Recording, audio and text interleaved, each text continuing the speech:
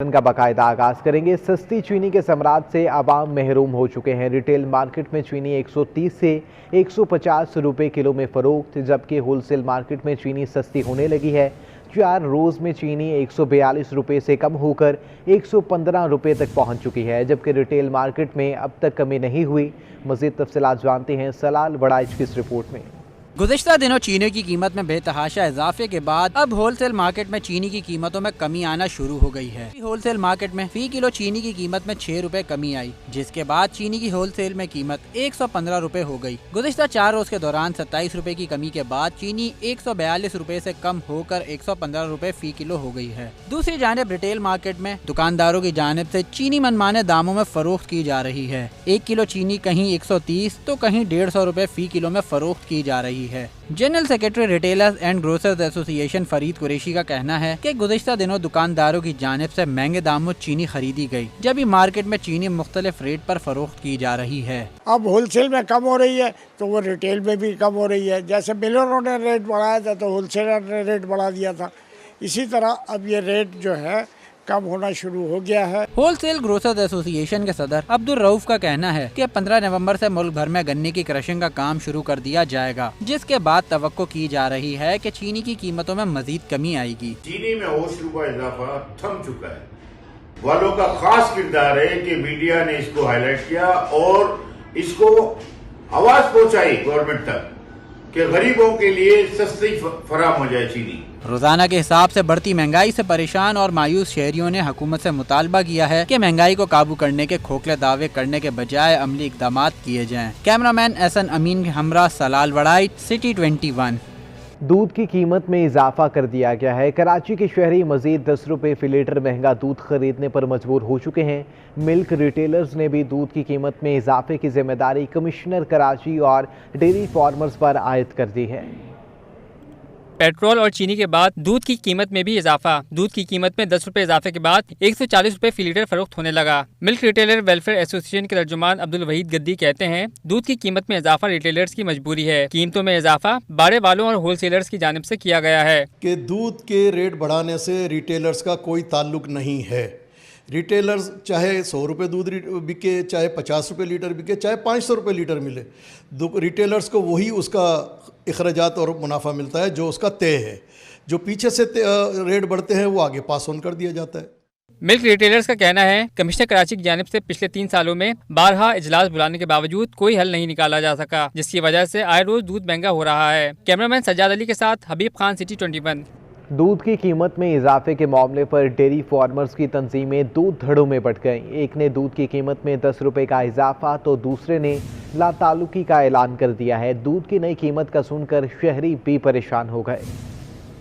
कीमत में 10 रुपए का इजाफा। डेयरी फार्मर्स ने आवाम पर महंगाई का बम गिरा दिया। शहर के बेशतर इलाकों में दूध 10 रुपए इजाफे से 140 रुपए पर पहुंच गया। ताहम कुछ डेयरी फार्मर्स ने कीमत में इजाफे से लातालुकी का इजहार कर दिया। दूध फरोश कहते हैं, डेयरी फार्मर्स से महंगा दूध खरीद कर सस्ते दामों नहीं बेच सकते, जबकि कुछ दूध फरोशों का कहना है कि जब तक सरकारी सतह पर दूध की नई कीमतों का ऐलान नहीं किया जाता उस वक्त तक इजाफा नहीं करेंगे। कमिश्नर साहब ने ऐलान किया था कि हम कीमतें बढ़ा के खुद देंगे। वो अखराजात चेक कर रहे हैं अभी हमारे, जैसे उनके अखराजात जब तक कमिश्नर साहब ऐलान नहीं करेंगे हम कीमत नहीं बढ़ाएंगे। दूध की नई कीमत का सुनकर शहरी भी सर पकड़कर बैठने पर मजबूर हैं। कहते हैं, हर चीज महंगी हो रही है, हुकूमत कुछ भी नहीं कर रही। दूध के लिए भी बेइंतहा परेशान होंगे। जाहिर सी बात है कि अगर भाई भी रेट बढ़ा देंगे तो बेइंतहा परेशान होंगे, क्योंकि आमदनी इतनी है ही नहीं और पेट्रोल से ज़्यादा फिर दूध महंगा हो जाएगा। आप लोग बोल रहे हैं खाली दूध महंगा होगा, हर चीज में महंगाई हो गई। तेल का रेट पूछो क्या है, रेट है 160 और 360 रुपए का रेट है। दूध की कीमत के मामले पर कमिश्नर कराची की जानिब से कमेटी बनाने का ऐलान तो किया गया था, ताहम कमेटी अब तक रिपोर्ट पेश करने से कासिर है।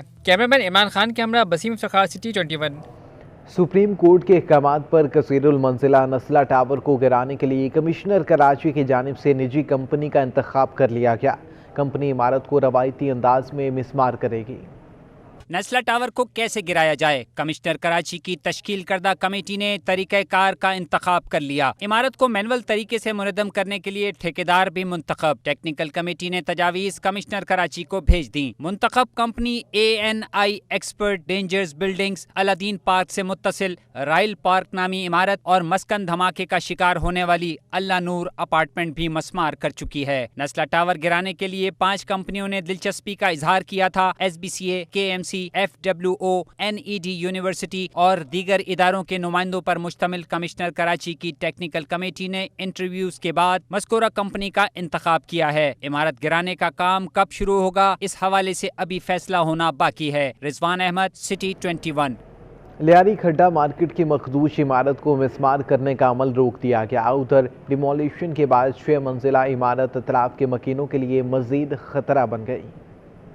खड्डा मार्केट में SBCA की जानिब से इमारत की मिसमारी का अमल जारी था कि इतवार की शाम बिल्डर की रिश्तेदार खवातीन ने आकर एहतजाज शुरू कर दिया, जिसके बाद मजदूरों को काम करने से रोक दिया गया। इन खवातीन का कहना था कि इमारत मखदूश नहीं बल्कि मामला रिश्वत न देने का था। ये सूरत हाल ये है कि ये हमारी नाना की बिल्डिंग है और यहाँ के जो बिल्डर हैं वो हमारे कज़न ही हैं। यह हमारी अपनी बिल्डिंग है जाती। मामला ये था कि भत्ता मांगा गया था। अमजद अप्पा और इनके साथियों ने बिल्डर से भत्ता मांगा था। उन्होंने कहा कि मेरे पास 5 लाख रुपए नहीं है। दूसरी जानिब इलाका मकीनों ने अधूरी डिमोलिशन पर अपनी तशवीश का इजहार करते हुए जानी और माली खदशात का इजहार किया है। उन्होंने काम मुकम्मल करने और गली से मलबा उठाने का मुतालबा भी किया। अव्वल तो इस महकमे को गए कि यहाँ से ये मलबा उठाया जाए। सबसे बड़ी बात ये गली को लेकर परेशानी है, आने जाने का रास्ता बंद हो गया है। फिर हमने फोन किया ठेकेदार को। ठेकेदार ने बोला भाई अभी आ रहे लेडीज पुलिस आ रहे। अभी तक कुछ भी नहीं आया, कोई भी नहीं आया। मुतासरा मकाम से पुलिस भी गायब है, जबकि सिंध बिल्डिंग कंट्रोल अथॉरिटी और जिला इंतजामिया की जानिब से किसी जिम्मेदार ने मुतासरा मकाम का रुख नहीं किया, जिसके बायस इमारत का उधड़ा हुआ स्ट्रक्चर मुकम्मल जमी बोस न किया जा सका। कैमरामैन काशिफ खान के हमरा Rizwan Ahmed, city 21। Sindh high court में मक्का टेरेस के खिलाफ दरख्वास्त पर SPCA और बिल्डर्स के खिलाफ की जाने वाली कार्रवाई की रिपोर्ट पेश कर दी गई है। अदालत ने बिल्डर को तमाम मकीनों को किराए पर मुंतकिल करने का हुक्म भी दे दिया। अदालत ने रिमार्क्स दिए, बताएं गैर कानूनी तजावुजात के खात्मे के लिए क्या किया, पूरी इमारत की बजाय इजाफी जगह कैसे गिराई जाएगी। सिंध बिल्डिंग कंट्रोल अथॉरिटी के माहिर तामीरात ने बताया कि 6 से 7 फीट ओपन स्पेस इजाफी इमारत में शामिल है। तजावुजात से बाकी फ्लैट्स मुतासिर होंगे। अदालत ने इंक्वायरी रिपोर्ट और बिल्डर्स वकील से अदालती तजावीज़ पर जवाब तलब कर लिया। लेफ्टिनेंट जनरल नदीम अंजुम ने कराची कोर की command lieutenant general Mohammad Saeed के हवाले कर दी है, जबकि ISPR के मुताबिक कराची कोर में कमांड की तब्दीली की तकरीब का इनेकाद हुआ, जिसमें लेफ्टिनेंट जनरल मोहम्मद सईद ने कराची कोर की कमांड संभाल ली। ख्याल रहे कि लेफ्टिनेंट जनरल नदीम अहमद अंजुम को DGISI तैनात किया गया है और वो 20 नवंबर से अपनी जिम्मेदारियां संभालेंगे।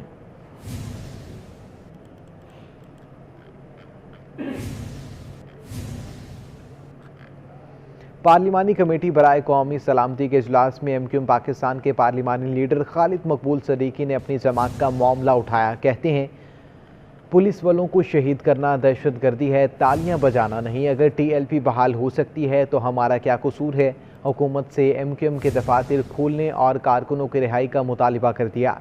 तहरीक लब्बैक पाकिस्तान बहाल हो सकती है तो हमारा क्या कसूर है। पार्लिमानी कौमी सलामती कमेटी इजलास में खालिद मकबूल सदीकी ने अपनी जमात का मामला उठा दिया। हुकूमत से MQM के दफातर खोलने और कारकुनों की रिहाई का मुतालबा कर दिया गया। शहर कायद में मजीद 57 अफराद डेंगू वायरस का शिकार हो चुके हैं। 24 घंटों के दौरान सबसे ज़्यादा केसेस ज़िला बस्ती में 13 रिपोर्ट हुए। ज़िला कुरंगी में 10, शर्की में 11 और जनूबी में 7 अफराद में डेंगू वायरस की तस्दीक हुई है। ज़िला मलेर में 3 जबकि गरबी में 4 अफराद डेंगू का शिकार बने। महकमा सेहत सिंध के मुताबिक रवा माह के दौरान सूबे में 397 अफराद डेंगू वायरस का शिकार हो चुके हैं।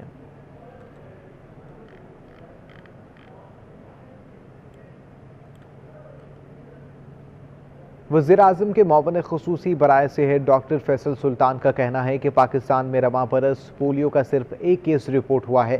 सर्दियों में कोरोना की 5वीं लहर आने का इम्कान है। मज़ीद उनका क्या कहना था, जानते हैं अपने नुमाइंदा वाजिद रज़ा के इस रिपोर्ट में। सेंट्रल ड्रग टेस्टिंग लेबोरेटरी की इफ्तिताही तकरीब में डॉक्टर फैसल सुल्तान का कहना था कि इस साल पोलियो का सिर्फ एक केस सामने आया। माहौलियाती जांच में भी पोलियो का कोई केस सामने नहीं आया। मैं तमाम पोलियो वर्कर्स को इस काम पर सलाम पेश करता हूँ। जो आखिरी टेस्टिंग का राउंड हुआ है इसमें 0 केसेस थे। अब ये बहुत बड़ा स्टेप है, बहुत काविश है। इसमें 2.25 लाख के करीब पोलियो वर्कर्स शामिल होते हैं। किस किस मुश्किलात से वो करते हैं, सिक्योरिटी थ्रेट्स अलग होते हैं। मैं आपको बताऊं, लीडरशिप से लेके आखिरी जो कतरे पिलाने वाला है ना, मैं उसको सलाम पेश करता हूं। दूसरी जानिब पीसी होटल में मुनक्किदा तकरीब से खिताब में डॉक्टर फैसल सुल्तान ने कहा कि वैक्सीन लगवाएं, मास्क का इस्तेमाल करें और हुजूम वाली जगहों पर जाने पर एहतियात करें, क्योंकि सर्दियों में कोरोना की नई लहर आने के इम्कानात हैं। जैसे मौसम तब्दील होता है, जैसे कमरे ज़रा बंद होना शुरू होते हैं, ज़्यादा सर्दियों में हुजूम भी थोड़ा होता है, तंग जगहों में ज़्यादा लोग इकट्ठे होते हैं, खिड़कियाँ बंद हो जाती हैं, वेंटिलेशन का शायद बंदोबस्त उतना बेहतर नहीं रहता, तो रिस्क तो रहता है कि इस बीमारी की अगली लहर जो है वो आ सकती है। डॉक्टर फैसल सुल्तान का मजीद कहना था कि जिन सूबों के पास टीचिंग अस्पताल नहीं, उन्हें अस्पताल बनाने की शर्त लगाई है। इसके अलावा नए मेडिकल कॉलेज खुलने पर 6 साल का फाल अस्पताल खोलने की शर्त भी लगाई गई है। कैमरामैन इमरान एके के साथ वाजिद असफानी, सिटी 21। सिंध भर के वैक्सीनेटर ने खसरा मुहिम बचाव के मुकम्मल बायकॉट की धमकी दे दी। वैक्सीनेटर्स का कहना है अगर टाइम स्केल पर अमल दरामद ना हुआ तो भरपूर एहतजाज किया जाएगा। प्रेस क्लब के बाहर 1 हफ्ते से एहतजाज पर बैठे सिंध भर के वैक्सीनेटर सरापा एहतजाज। टाइम स्केल पर अमल दरामद न कराने पर खसरा बचाओ मुहिम के बाइकाट की धमकी दे दी। मुजाहिरीन ने शिकवा किया कि सूबे के 30 अजला से वैक्सीनेटर कराची में एहतजाज कर रहे हैं, लेकिन सूबाई हुकूमत का कोई नुमाइंदा हमदर्दी तक करने नहीं आया। आज हमारे को छठा दिन है, किसी को भी कुछ ख्याल नहीं हुआ है, किसी ब्यूरोक्रेसी को कुछ भी नहीं हुआ है। हमारा कोई मुतालबा सुने या हमारे से कुछ बात करें, लेकिन 6 दिन हो गए हमारे कोई मुतालबा पूरे नहीं किए। हम 2 मरतबा रेड जोन गए, हम पे लाठी चार्ज किया गया है। मुजाहिरीन ने कहा कि वो अपना बुनियादी हक मांग रहे हैं, किसी का हक छीन नहीं रहे। तो हमारे 2 ही मुतालबात हैं। बराए मेहरबानी हम सिंध गवर्नमेंट को अपील करते हैं कि हमारे 2 मुतालबात जो हैं, एक 336 वैक्सीनेटर जिनको बहाल किया जाए और हमारा टाइम स्केल और अपग्रेडेशन दिया जाए। और हम सब जो वैक्सीनेटर्स हैं, हमारा ये मसला है कि हमारे जो NTS पास 336 वैक्सीनेटर्स हैं, उन्हें जो है यहाँ से जबरी तौर पर निकाला गया, तो हम चाहते हैं कि जो है उन्हें बहाल किया जाए। मुजाहिरीन ने सूबाई हुकूमत से मामले पर फौरी नोटिस लेने और चार्टर ऑफ डिमांड पर अमल दरामद का मुतालबा किया और धमकी दी कि अगर मुतालबात मंजूर न हुए तो आइंदा का लाहे अमल तय करेंगे। यहाँ पर आपको आगाह करें, पाकिस्तान तहरीक इंसाफ हैदराबाद का रहनुमा खावन बख्श ने विफाक वजीर असद उमर को खरी सुनाती हैं। गुज़श्ता रोज़ जामशोरो ज़िला हेडक्वार्टर के शहर कोटरी में एक तकरीब से खिताब करते हुए खावन बख्श ने कहा, इमरान खान से हमने तो इलेक्शन के बाद देखा नहीं, आप तो उनके साथ बैठे हैं। हमने अवाम को डिलीवर कुछ नहीं किया, अगले इलेक्शन में हम नुकसान खाएंगे। अभी तक तो हमने कुछ भी नहीं, किसी को कोई हैंडपंप भी दिया नहीं है। दिया तो क्या, दिखाया भी नहीं कि दूर से कि भाई हैंडपंप है आप देख लो, या ये सिलाई मशीन है आप देख लो। जबकि हम जो है वो कूफे में अजान दे रहे हैं, जहां शर्जील मेमन बैठा है, जहां उनके हाउसेज हैं, जहां पीपुल्स पार्टी रोड बना रही है, रसे। अभी एक टेंडर आया है, मेरे पास पड़ा है व्हाट्सएप पे, मैं फिर असद उमर साहब को दिखाता हूं, मेरे तहसील में जो उन्होंने बहुत बड़ा खरबों रुपए का टेंडर किया है। अब उसमें अब एक आदमी के हाथ में क्लेशन कोफ है और दूसरे के हाथ में लाठी भी नहीं है, तो लाठी वाला क्लेशन कोफ से कैसे लड़ेगा? तो आप लोगों को ये अर्ज है हमारा, आप आगे बैठे हैं, खान साहब से मिलते हैं। हमने तो खान साहब देखा नहीं, पहले तो देखा जब 2015 में, 2016 में, 2018 में। अब तो खान साहब को मिलना तो मुश्किल है, देख लेते हैं हम, टीवी पे देख लेते हैं या जलसों में देख लेते हैं। गुजारिश ये है कि अगर हम लोगों ने अभी भी आंखें नहीं खोली तो सर फिर बड़ा मुश्किल है। बाकी खुशामदी तौर पे आप कहें तो मैं भी बहुत बड़े जुमले कहूँ कि सही पाकिस्तान सारा अपना है, बाकी सब खैर है। हुकूमती कर्जों की कहानी स्टेट बैंक की ज़बानी। पीटीआई की हुकूमत ने कर्ज लेने में नून लीग को बहुत ही पीछे छोड़ दिया।